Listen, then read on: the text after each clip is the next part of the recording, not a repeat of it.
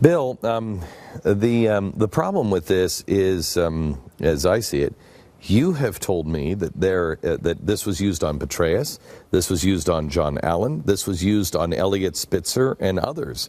Elliot Spitzer was going after the bank. Somebody with power didn't like that, and they used this system on him. Is that true? That's what I believe, yes, because of the data they used against him, the emails and the phone calls and the banking transactions. And that goes again with David Petraeus as well. They used his emails. Right, his private emails. Right, and same with John. They weren't dealing with the emails passed on government machines. Mm-hmm. And the same with John Allen. Yes. Same with, right. Which meant they had to have access to content. Right. What'd you say? They had to have access to content, Glenn. Which means well, we knew they were collecting. They were collecting content on Americans, all of them, from at least 2003. Okay, which means they're lying to us again because they're saying that they don't collect content. General, right. Were they collecting content when you were in the intelligence community?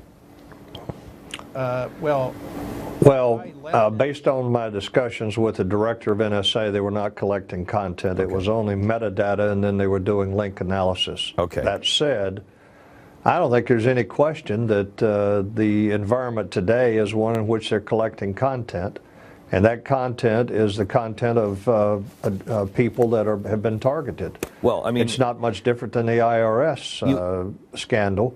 They're targeting people, and I think they're collecting content of their emails and even their cell phone communications. John Allen, his private emails were exposed.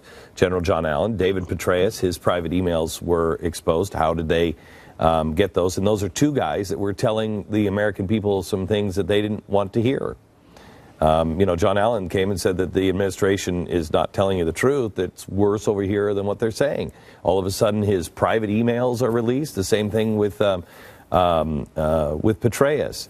Is there any doubt in anybody's mind here that they are using this to target? And is there any belief? And let me take it this way: does anybody here on the panel believe that you can trust these people, any people?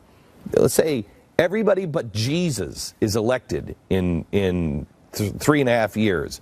Anybody believe this system can be safely used in the right hands? No.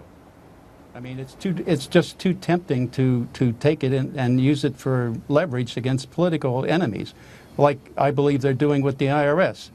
If you looked into these databases, you could reconstruct the entire Tea Party network. See who was the central figures and who was relating to them, and look at people who were a part of that, and if they were applying for 503cc's or 3Cs or whatever, tax-exempt status, they could flag that immediately and pass that on to the IRS for targeting. General, you know enough history, a history of war and revolutions. This is exactly the kind of stuff that a revolutionary would kill for, because you want to start a revolution, something goes down. Everybody just disappears because you know exactly who they are, what their leadership is, and where they are. Look, Glenn, this is right out of, first of all, it's right out of Rules for Radicals, Saul Alinsky. You isolate your target and then you pummel that target with everything you have. Secondly, this is very much part of what I consider to be the Marxist model.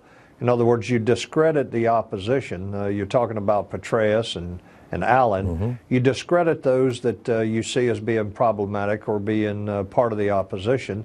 And one of the ways you do it is obviously by exposing private elements of their lives. And I'm going to tell you that this is going to get worse unless there is something done about it now. And my assessment is there's not a lot of people in the Congress right now that are taking this seriously enough and are willing to stand up and stop this program. I will tell you, I'm meeting with several senators and congressmen tomorrow in Washington, D.C., and I plan on raising holy hell.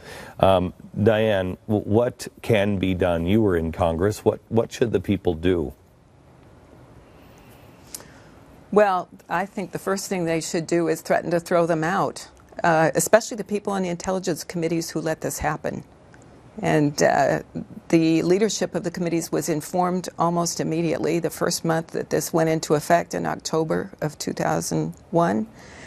and they let it go. And I argued with them. I told them that they had taken off the civil liberties protections, which included both encryption of U.S. identities and the tracking of all accesses to the databases and where they went, so it could not be misused.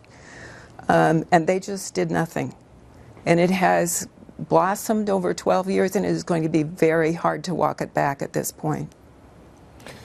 Okay. Glenn, this has become a vast, institutionalized Leviathan surveillance system. The government has unchained itself from the very Constitution it is supposed to uphold and defend. If I remember, so in the greatest of secrecy, we're seeing it eroded right before us. You guys told me right last time you were in the studio, and I've got to take a quick break, you said it's going to be extraordinarily difficult to get the Congress or anybody in Washington to actually break this back.